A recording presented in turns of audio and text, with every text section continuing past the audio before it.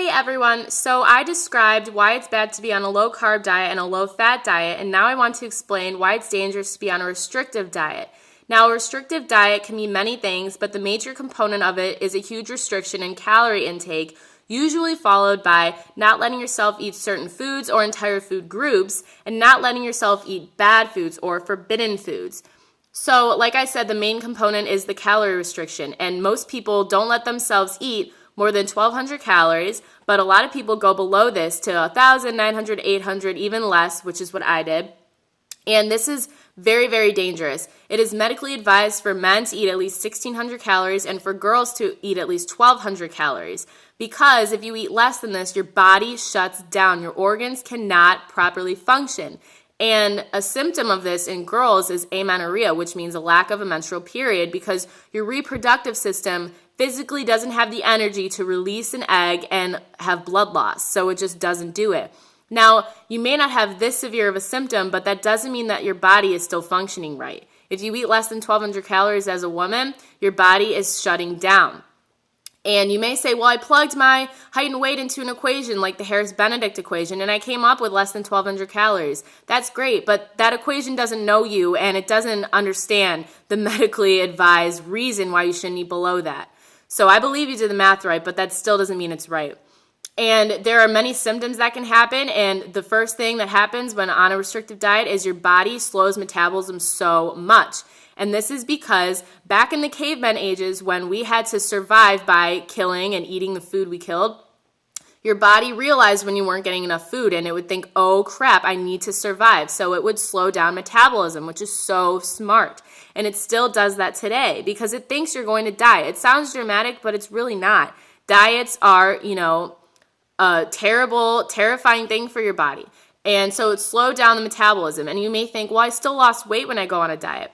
Yes, because you are restricting your calories so much, even though your metabolism slows down, your body, once it runs out of sufficient carb intake, it will go to protein because it wants to store fat as long as it can because this fat is surrounding your vital organs.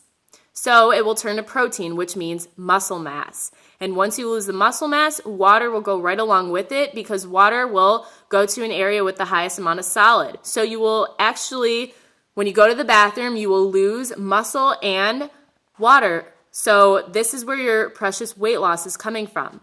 And then if it gets to the point where it's so severe, your body will turn to the fat that is surrounding your organs. Also, your body will increase fat storage and decrease fat burn. And you may notice this, a higher amount of fat storage in your stomach, which is what happened to me, and it's very gross. So before you get to the point of starvation where your body is turning to fat and it's losing your periods, a lot of people don't get to this point, and that is because they cannot physically be on this diet anymore. And they may think, well, I had a loss of willpower. It's not your fault. It's because your body is physiologically driving you to eat. So you may think, well, I really wanted that piece of cake, or you just wanted more food in general, so you eat a ton of calories, and your body clings to those calories because it's been without them. So this is why you gain weight fast after a diet. And your body is smart. So your cells will physically drive you to eat food. They will produce chemicals that go to your brain and tell you to eat. So this is where your cravings are coming from and why you think you have such a lack of willpower. It's not your fault, but the dieter tends to blame themselves. I can't believe I was so stupid and gained all this weight. So then they would go on another diet thinking it was their fault. That's not the case. It's the diet's fault.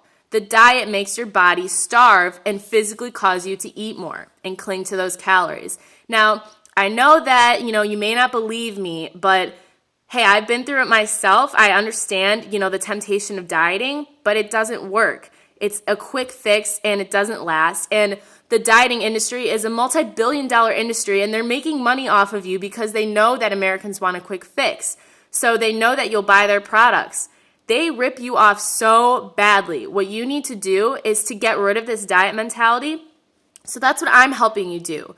First, you need to realize, understand, accept that diets are harmful, and then relearn the natural cues your body was born with of when to eat, when to stop eating, and what to eat. Because you were born knowing this. You weren't born on a diet. You knew when you were hungry and full as a kid. You would cry when you needed food, and you would just stop eating when you were full. So we need to get back to that because diets have destroyed these cues, and it's dangerous. It's very dangerous to be on this, weight roller coaster. So I can help you get out of this diet mentality and relearn these cues, but you have to trust me. And I know that it's hard to, but this diet industry is just a moneymaker. So if you need help understanding why diets are bad and relearning your cues, that is what I do. You can contact me. My website is endyourdietandtrustyourself.com. My email is andreamkleiss@gmail.com. And you can also sign up for a discovery session. It's free, a free 30-minute phone session where we will discover your current diet struggles, how they're affecting your life, and how I can help you overcome them. So I will post the link in the status to that session. So thank you so much for listening. Have a great day.